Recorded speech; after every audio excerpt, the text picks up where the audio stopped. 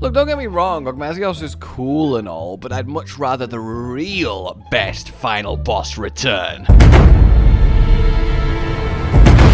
yeah, motherfucker!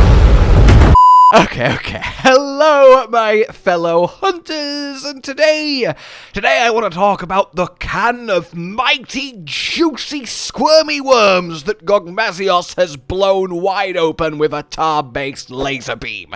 And that, of course, is the return of final bosses. Now, technically, we've had final bosses return before, but we've never had a final boss return before. By that I mean, technically speaking, in Monster Hunter's history, there's been a lot of final bosses, especially before the 5th gen, before World, because the games had a split, not just between high rank and then master rank or G rank, which of course, has maintained in 5th and 6th gen, but a split between offline and online. If you were to play Monster Hunter DOS, for example, and you never had any kind of way to get online with the game, well then your final boss would have been Lunastra, perhaps a little bit anticlimactic, but suddenly if you were able to get online, your final boss would have been Crimson Fatalis. Okay, now we're talking. And that just kind of repeats itself. It's how we have cases where, technically speaking, the likes of Tigrex or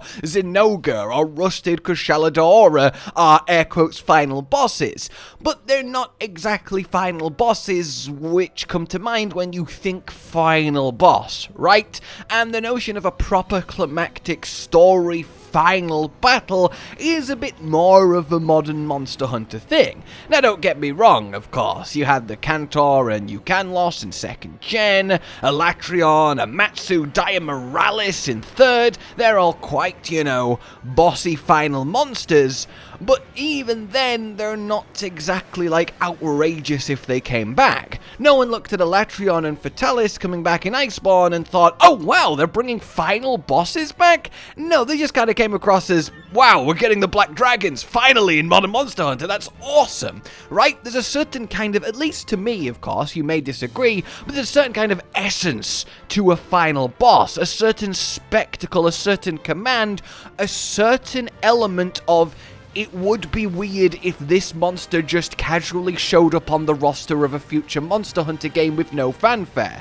If a next Monster Hunter game comes out and a Cantor and Eucanlos are in the roster, I wouldn't be over here like, wow, they've brought back 2 ridiculous final bosses.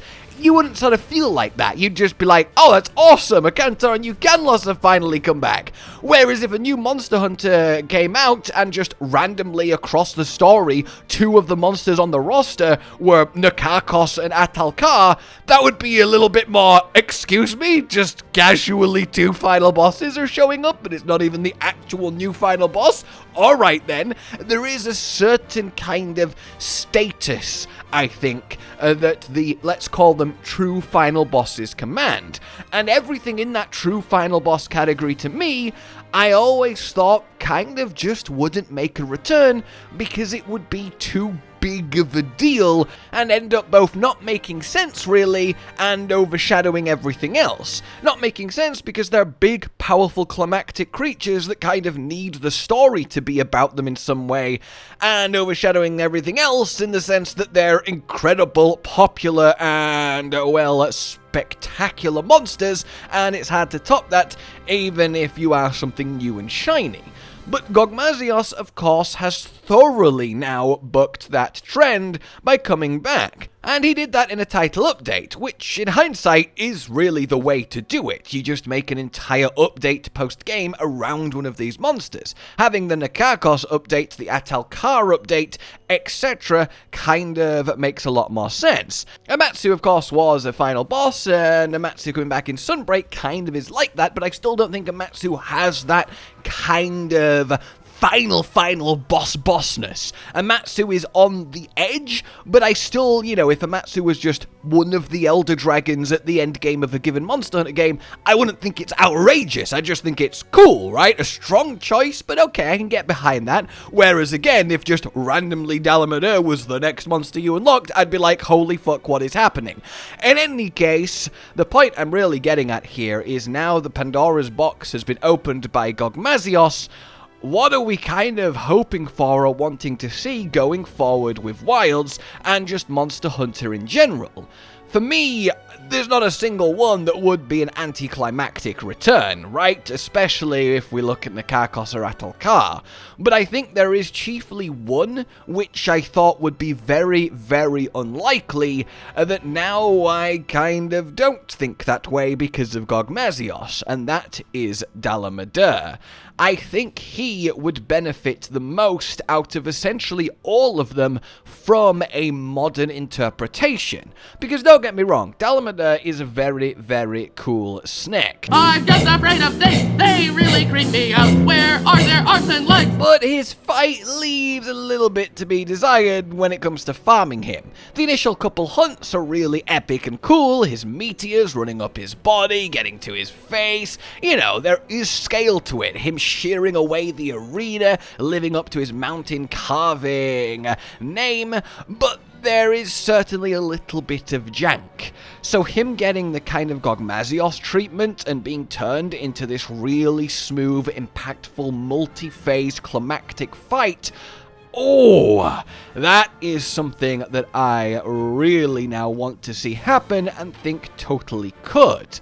And we do obviously have the arena in Wilds, which clearly has a Dalamadur skeleton kind of chilling in it, as well as the bones in the hub too. And obviously Base World had that with the Rotten Veil, but we never actually got Dalamadur, so it's not like it's slam dunk, it's totally on the cards for Master Rank, but it certainly doesn't hurt the chances to already have those references there. It does feel like they have been teasing us with Dalamadur adjacent things for ages now. But more than that, I think Wild's Master Rank would really benefit from once again leaning into and bringing back some of the lesser utilized wyvern types. I'd love to see the Neopterans come back in forth, get Celtasqueen and some new ones. But more than that, the snake wyverns. And by snake wyverns, I mean the snake wyvern. It's just Najarala and Tidal Najarala. And while of course Dalamadur is a snake wyvern that just happens to be an elder dragon, the technical category just has the one. So bringing back Najarala, then adding a couple of new snake wyverns, and then giving us a title update post Master Rank Endgame that is the Dalamadur title update. That is a plan that I can really get behind, and I don't think that it's completely outrageous. I think there is actually a through line you could properly see with that, whereas something like Atalkar or Nakakos would just sort of be, okay, that's really cool, but a little bit random, whereas Dalamadur I can kind of vibe with as a denizen of the Forbidden Lands. Hell, when we first kind of saw the shape of the Windward Plains, the curving rock, there was a little bit of, ooh, that looks kind of Dalamadur shaped. It definitely is a final boss and a much loved creature that would just really sink nicely into the framework of Wilds and the vibe that is there. You could totally have a place for it either deep in the Windward Plains or indeed even Wyveria. Imagine actually getting a Dalamadur fight across the ancient city. That would be incredibly impactful. Of course, Sudra is very high up in the mountains as well, so having a unique arena is not out of the question either. And fundamentally, I just really love that well and truly Gogmazios has entered many monsters that I would put in the category of never happening again back into the realm of possibility.